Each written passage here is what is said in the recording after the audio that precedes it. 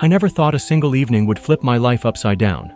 My name's Daniel Reed, I'm 35, a single dad raising my 7-year-old daughter Lily. Life hasn't been easy since my wife passed 3 years ago.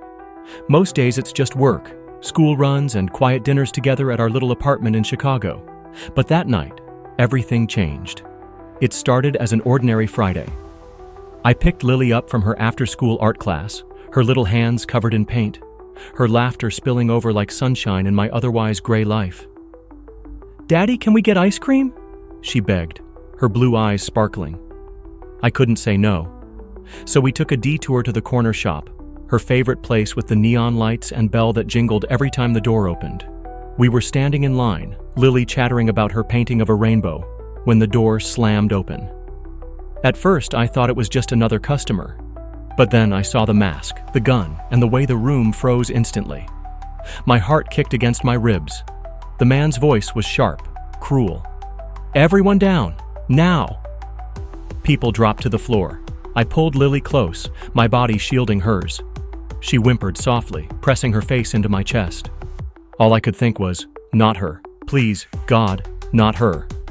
The gunman moved through the small shop, demanding wallets, purses, phones. But then, he saw her, my little girl. For some reason, his attention locked onto Lily. Maybe it was her bright clothes, maybe just chance, but his eyes hardened. "You, come here," he barked. "No!" My voice broke out louder than I intended. My hand tightened around Lily's. The man raised the gun, pointing it directly at her tiny frame. Time slowed. My instinct screamed, "Move!" And without another thought, I lunged. The shot rang out deafening. A burning fire tore through my shoulder as I threw myself in front of Lily. The pain was blinding, but I clung to her, wrapping her in my arms as we both collapsed to the floor. "Daddy!"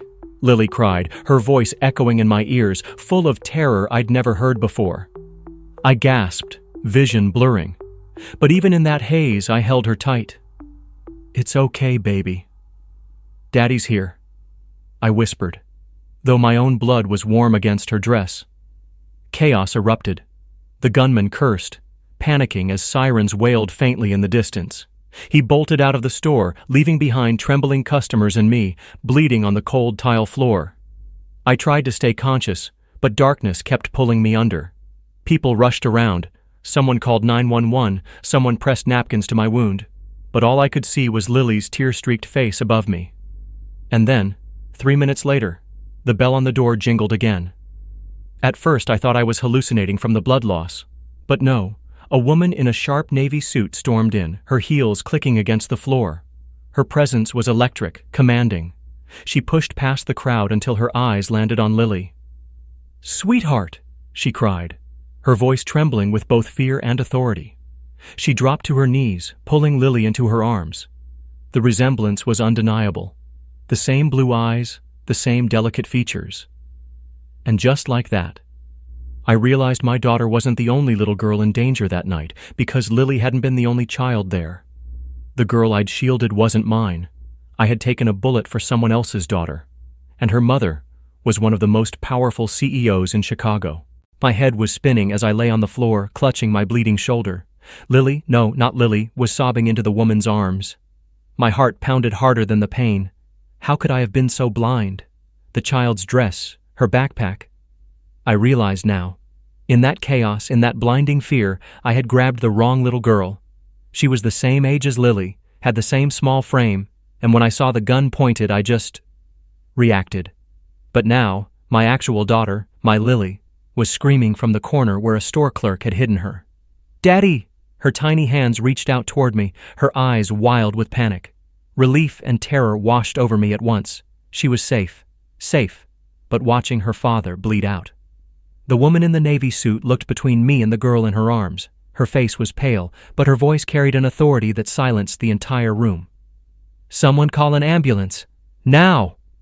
"Already on the way," a man muttered shakily, holding his phone. She turned to me then, and in that moment I met her eyes, ice blue, sharp as glass, but behind them, something softer. Fear, gratitude, confusion. You saved my daughter." Her voice cracked slightly as she brushed the child's hair back, cradling her face. I swallowed hard, my throat dry. blood loss made every breath a battle. I thought she was mine, I rasped. I just couldn't let her. My vision blurred again. The woman's lips pressed together, trembling. She glanced at my real daughter, Lily, who was now being held tightly by the store clerk. Her expression shifted. Pity, maybe guilt. The sirens outside grew louder. Red and blue lights flickered through the shop's glass windows. Paramedics burst in, rushing straight toward me. "Stay with us, sir," one of them ordered as they pressed bandages to my wound. "Bullets through the shoulder. We can stabilize him." I groaned, teeth clenched against the searing fire of the bandages.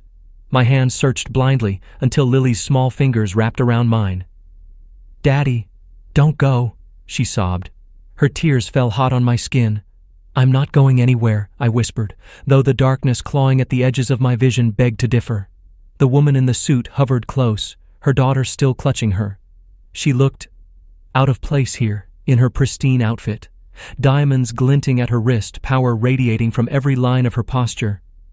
But there she was, kneeling in blood-stained tiles, staring at the stranger who had thrown himself in front of her child. The paramedics lifted me onto a stretcher. As they wheeled me toward the ambulance, the woman's voice followed. Strong, urgent. "Wait, I'm coming with you." One medic frowned. "Family only, ma'am." She straightened, her tone like steel. "He saved my daughter's life. I'm not letting him out of my sight." I wanted to laugh at the absurdity of it, but the pain kept me silent. All I could do was glance at Lily, who clung desperately to the clerk's side. "Take care of my girl," I murmured to the clerk, who nodded firmly. And then the world tilted. Sirens screamed. The city lights smeared into streaks as the ambulance doors slammed shut. The woman sat beside me inside, her hand gripping the bar above for balance. Her daughter, shaken but unharmed, nestled against her lap. She looked down at me, at the blood, at the stranger who had nearly died for a girl he didn't even know. "You're going to be okay," she said, her voice lower now, trembling with something almost human. "Just hold on, please." My lips curved faintly, though speaking was hard. "Funny. I was going to say the same thing." Her eyes widened, a flicker of surprise crossing her perfect mask. For the first time, I saw the woman beneath the CEO, the mother terrified of losing her world. And as darkness finally pulled me under, one thought burned in my mind. Why did fate put me in the path of this woman and her child tonight? Because deep down, I knew. This wasn't over. This was only the beginning. When I opened my eyes, the world was white. White walls, white sheets, white light stabbing through the blinds. For a terrifying second, I thought I hadn't made it, that maybe this was the afterlife. But then the sharp pain in my shoulder reminded me I was still very much alive. The steady beep of a heart monitor anchored me. My throat was dry, my body heavy. I shifted slightly, wincing, and that's when I noticed her. The woman from the store. She was sitting in a chair beside my bed, her navy suit replaced with a soft cardigan, her heels gone. She looked different now. Less CEO, more mother. Her daughter slept curled up on her lap, her small fingers tangled in her mother's necklace. For a long moment I just watched them. Something about the way she held her child, as if afraid to let go, tugged at me.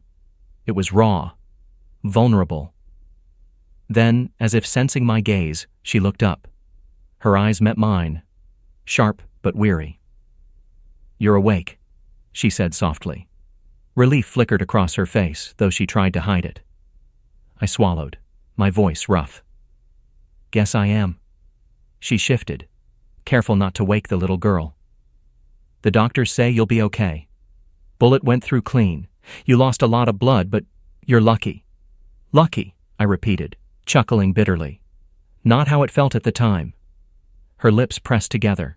She glanced at her daughter, then back at me. "You didn't even know her, yet you—" Her voice broke slightly. She cleared her throat, composing herself. "Why did you do it?" I stared at the ceiling, gathering my thoughts. Because she reminded me of my Lily. Because I saw a gun pointed at a child, and I couldn't stand still. If it had been your little girl instead of mine, wouldn't you have done the same? Her expression faltered. She looked away, stroking her daughter's hair. I'd like to think so. But not everyone would have. You nearly died for her. Silence stretched between us. Only the beeping monitor and the soft hum of hospital life filled the air. Finally, I asked the question gnawing at me. Who are you, really? She hesitated. Then she met my gaze, her chin lifting with quiet pride. My name is Evelyn Hayes. I'm the CEO of Hayes Enterprises. The name hit me like a jolt. Hayes Enterprises wasn't just a company, it was an empire. Real estate, finance, tech. Evelyn Hayes was a household name in Chicago, a woman known for being untouchable, unstoppable. And now here she was, sitting beside my hospital bed, owing me something she could never buy. I let out a low whistle. Guess I saved the wrong kid, or maybe the right one, depending on how you look at it. Her eyes narrowed, though a ghost of a smile tugged at her lips. There was nothing wrong about what you did.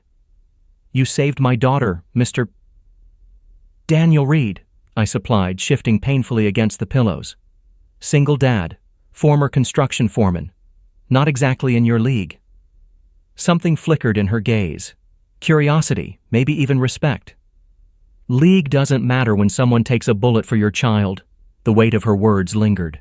I looked at her daughter, sleeping peacefully despite everything. What's her name? Amelia, she whispered, her voice softening. She brushed a strand of hair from the girl's forehead. She's my world. I nodded slowly. She's lucky to have you. Evelyn looked at me strangely, as if she wasn't used to hearing those words. Then her voice lowered. And Lily? She's your daughter? At the mention of Lily, my chest tightened. Yeah, she's all I've got. For a moment, Evelyn's mask slipped again. I saw something raw in her eyes. Envy? Sadness? Regret? I couldn't tell. Before I could ask, the door opened. A doctor stepped in, clipboard in hand. Mr. Reed, good to see you awake. You'll need a few days of rest, but you're out of danger. Relief washed over me. But then the doctor added, you'll need someone to stay with you, at least until you regain strength. No heavy lifting, no strain. I froze. I had no one. My family lived states away, and I couldn't ask Lily to take care of me. Evelyn's eyes softened as if she'd read my thoughts. And then, to my utter shock, she said quietly, then we'll help him. Amelia and I. The room fell silent. Because in that moment, I realized Evelyn Hayes, the untouchable CEO, was about to step into my messy, ordinary life. And nothing would ever be the same again. I didn't know what shocked me more, her offer or the way she said it. Calm, steady, like she'd already made the decision before her lips even moved. Evelyn Hayes, the woman who probably had an army of assistants and drivers at her beck and call, had just volunteered to step into my life. I blinked at her, sure I'd misheard. Wait, you'll what? She folded her arms, her chin tilted high. You can't take care of yourself right now. You have a child. You need help. And since you risked your life for mine, the least I can do is repay you. The doctor looked impressed, scribbling on his clipboard. That would be ideal. Mr. Reed needs supervision, especially with the risk of infection. I shook my head, trying to sit up, wincing at the sharp pain in my shoulder. No, thank you. I don't need charity. Her eyes narrowed. This isn't charity, it's gratitude. But her tone, sharp, unyielding, made it sound less like gratitude and more like a business deal she refused to lose. Look, Ms. Hayes, I appreciate the offer, I muttered, but I've managed on my own for years. I don't need... Then my gaze flicked to Lily. My little girl was sitting in the corner chair, swinging her legs, clutching her stuffed rabbit. Her eyes were wide, uncertain, as if she already knew I wasn't as invincible as I pretended to be. The truth hit me hard. Maybe I did need help. Just this once. Evelyn caught the hesitation in my eyes and pressed forward. It's settled then. I'll arrange everything. Arrange, I repeated, raising an eyebrow. Transportation, meals, medical supplies. You'll stay somewhere safe. With us. With you? My voice cracked in disbelief. Ms. Hayes, I live in a 2-bedroom apartment above a laundromat. You expect me to just pack up and move into your... What? Mansion? She didn't flinch. Yes. The word hung in the air, bold and absolute. I opened my mouth to argue, but Lily's soft voice cut in. Daddy, I think she's nice. My chest tightened. Evelyn turned toward Lily, her features softening in a way I hadn't thought possible. She smiled gently, the kind of smile that stripped away all the steel and glass from her reputation. Lily smiled back, and just like that, the decision wasn't mine anymore. 2 days later, I found myself staring at the gates of Evelyn Hayes's mansion. Calling it a house would have been an insult. The estate loomed like something out of a movie. Tall iron gates, manicured lawns stretching farther than I could see, windows gleaming like polished diamonds. My old pickup truck looked embarrassingly out of place in the circular driveway, dwarfed by sleek black cars that probably cost more than I made in a year. Lily pressed her nose against the window. Daddy, it looks like a castle. I swallowed, gripping the steering wheel tighter with my good hand. Yeah, sweetheart, a castle. The gates opened slowly, almost ominously, and I drove through. Evelyn was waiting on the steps, her posture flawless, her expression unreadable. She looked like a queen welcoming guests into her court. But when Lily scrambled out of the truck and ran to her, Evelyn bent down and hugged her like she'd known her for years. That image, my daughter in the arms of a woman I barely knew, was burned into my mind. Inside, the house was a world apart from ours.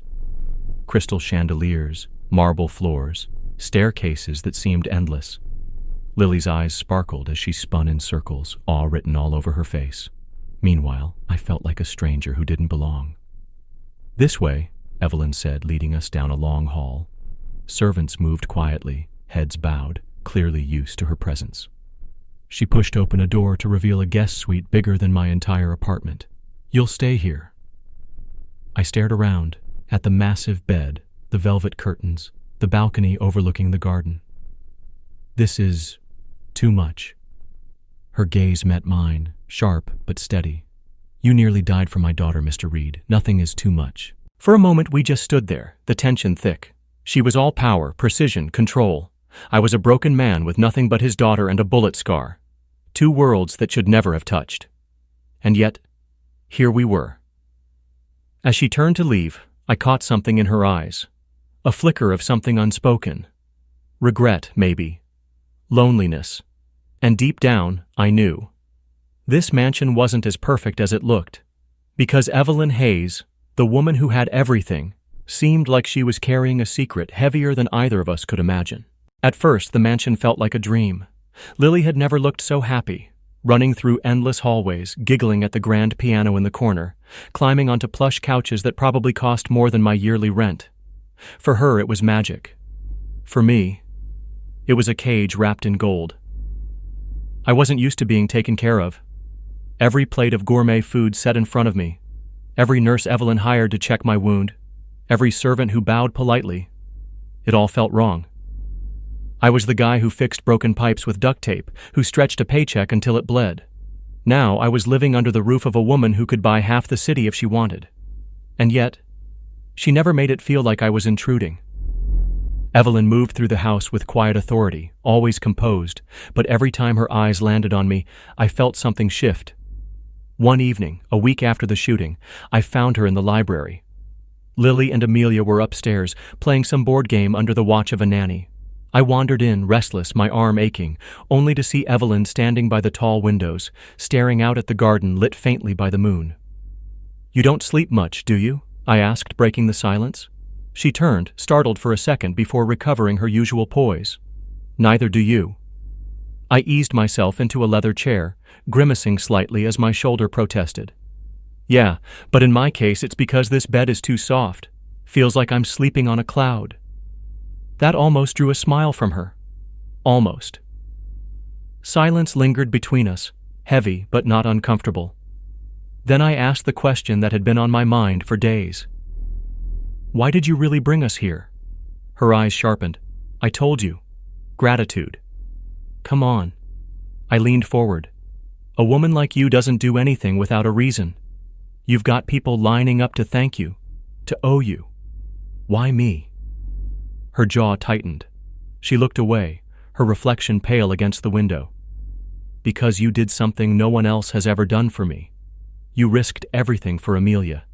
And you reminded me, She trailed off, her voice faltering. Reminded you of what?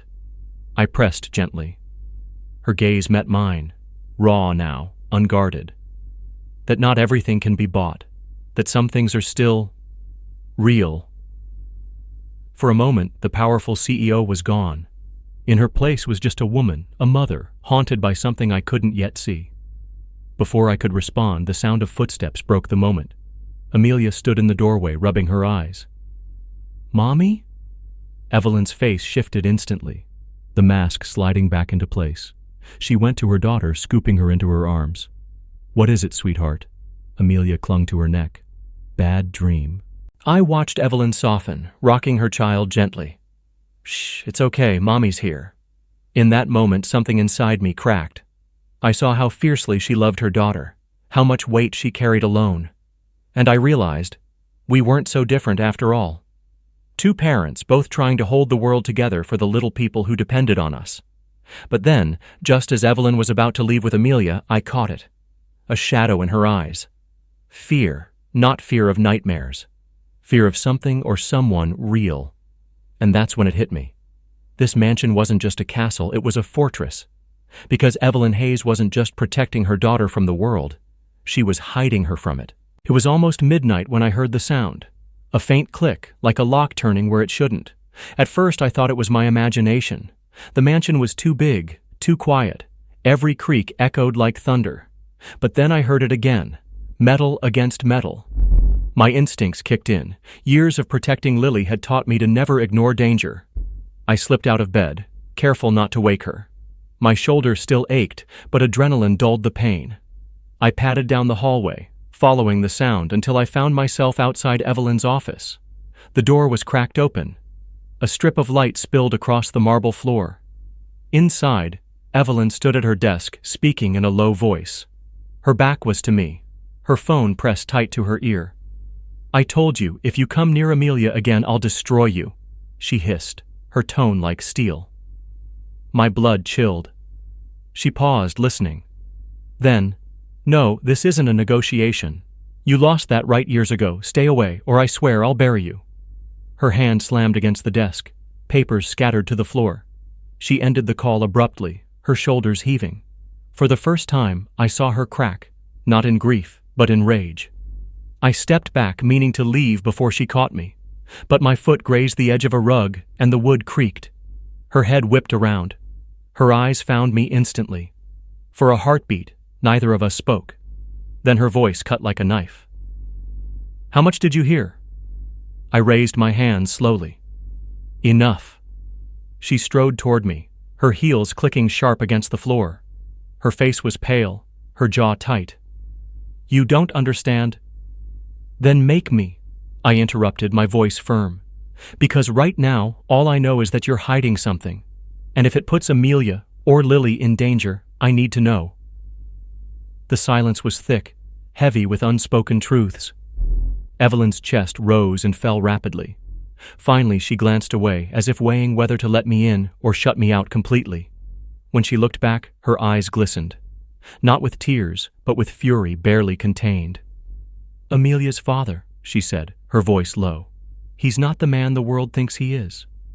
My stomach dropped. She turned away, pacing. To everyone else, he's a respected businessman, a philanthropist. But behind closed doors? Her voice faltered, then hardened again. He's dangerous, controlling. He tried to own me, and when I left, he swore he'd take Amelia from me. Pieces clicked in my mind. The fortress mansion, the guards at the gate, the way Evelyn's eyes always scanned the room like she was waiting for a ghost. You think he's coming back, I said quietly. Her laugh was bitter. I know he is. He doesn't give up. And now, after what happened at the store, he knows we're vulnerable. He'll use this. A chill ran through me. So that wasn't random? The robbery? Her silence was answer enough. I raked a hand through my hair, anger flaring. Damn it, Evelyn. You should have told me. You brought me and my daughter into this, into his line of fire. Her eyes snapped to mine, sharp and desperate all at once. I didn't mean to. I saw you with Amelia, and for the first time in years I felt safe.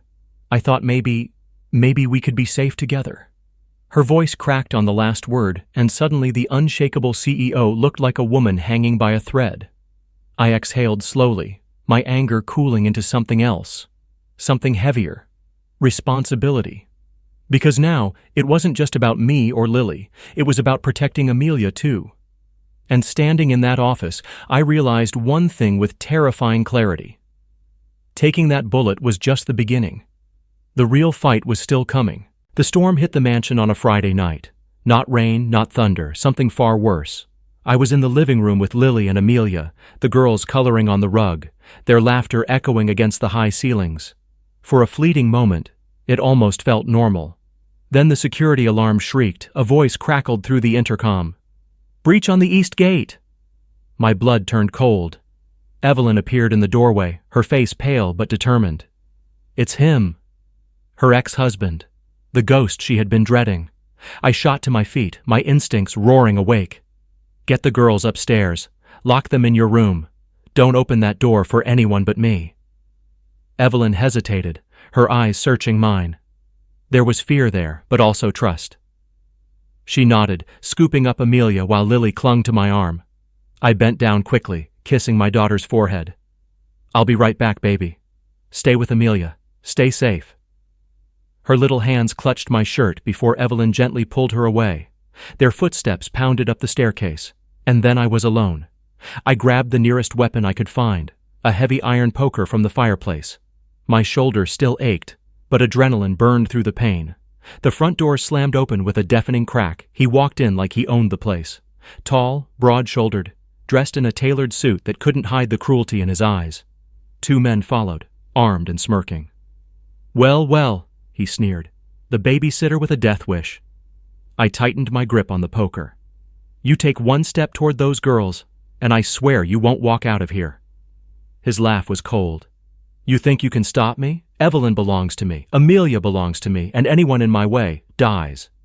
He lunged forward and chaos erupted. One of his men swung at me. I ducked, the poker slamming into his ribs. He crumpled with a groan. The second man rushed, grabbing me by the injured shoulder. Pain shot through me like fire, but I twisted, ramming the poker into his stomach. He fell, gasping, but the ex-husband kept coming, stronger, faster than I expected. He slammed me against the wall, his hand clamping around my throat. "You should have stayed out of this," he growled. Black spots danced in my vision. My chest burned. But then, I thought of Lily. Her laughter. Her tiny hands clinging to me. I couldn't die here. Not tonight. Summoning everything I had, I drove my knee into his stomach. He staggered. I shoved him off, gasping for breath. The poker slipped from my hand, clattering across the floor. He reached inside his coat. My heart stopped when I saw the gun.